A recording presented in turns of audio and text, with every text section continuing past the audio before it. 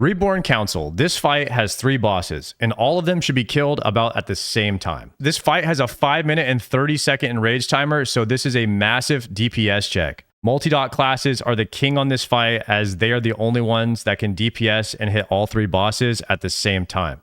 So stack your raid with Warlocks, Shadow Priests, and Boomkins. You're going to start off by pulling this boss out of the room to reset them and then run up top to get into position. You'll want to be on the stairs the entire time on this fight because the middle will fill up with lava. Uptime is important on this boss, so you don't want to have to be running out of the middle and up the stairs because you'll lose DPS. There's a safe spot at the top of the stairs where you can avoid a lot of mechanics, and this is where you should be standing at the start of the fight. Let's go over the positioning for Reborn Council. This area right here at the top of the stairs is a safe spot because it's not on the outer loop, which gets hit by tornadoes. So all of your melee will pretty much be standing here hitting Vishas, and then when the tornadoes are going around, you can stand here to be safe. Your first tank is going to pick up Herod and pull him over here to the left, about 15 yards away. You want him to be kind of close to Vishas, so your multi-daughters can hit all 3 targets. Doan will kind of be going wherever, so if Doan ports over here, your range DPS should still be able to hit him. You want your healers to be kind of spread out around the room. In the event that Doan ports here, these healers will need to move out of range. And then your melee, your tank that's tanking Vishas would have to move to accommodate Doan. The reason is, if Doan is here and he knocks you back, if Doan was standing here, he would knock you back, and then you could have people end up in the lava. Even worse, if Doan is here and melee are hitting Doan, they can get knocked into Herod's whirlwind. So you always want to be adjusting for where Doan is at.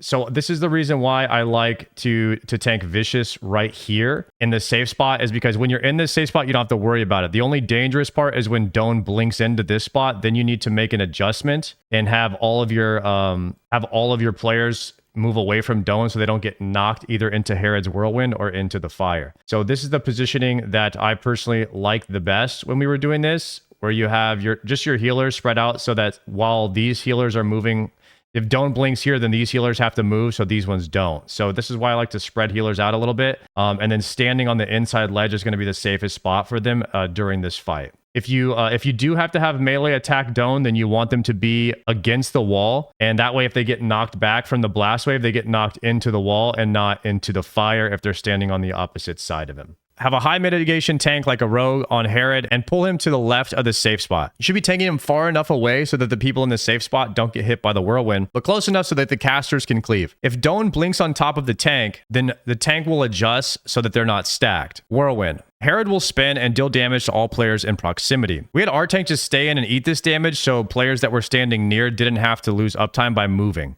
This will one-shot anybody except the tank, so make sure you don't get hit by this. Radiant Divide. This is a split damage frontal, but once again, we just had our tank solo soak this with the defensive, and we pretty much just ignored this mechanic. There'll also be swirlies that come out when you're tanking Herod, so you're gonna have to position him constantly and try not to cleave anyone when you're moving him around. He also has an avatar, which is a mini enrage, so you're gonna have to pop a defensive whenever he grows in size. Divine Strike. These are stars that rain from the sky. You want to avoid these yellow circles on the ground. This ability deals holy damage. If you get hit by 2 of these, you'll probably die, so make sure to move out of this. Vicious. Have a second tank grab him and pull him to the safe spot. Melee DPS can kind of rotate between Vicious and Herod while you want your single target range DPS hitting Doan. Peeled Secrets. This is the most important mechanic in this fight. Assign 2 to 3 players to kick this ability on rotation. If one cast gets off, then it's a wipe as it does unhealable damage to the entire raid. Garrote. Vicious will vanish, teleport around, and put several Garrotes on players that need to be healed or they will die. Bop, Divine Shield, and Ice Block can remove these bleeds. Rend Flesh. This is a stacking debuff that does 350 damage per stack to the tank, and it can stack up to like 10 times. You can bop or bubble this off or have a third tank taunt off until the second tank has his stacks drop. Doan. You want your ranged single target DPS on Doan the entire time, as they'll have higher uptime on him because he ports around the map frequently. He casts Fireball, which can be kick, but it doesn't do much damage, so it's not a high prio. Blast Wave will knock back everyone within 8 yards of him. This is what got a lot of our raid killed. If you're in melee range of Doan, you need to be between him and the wall,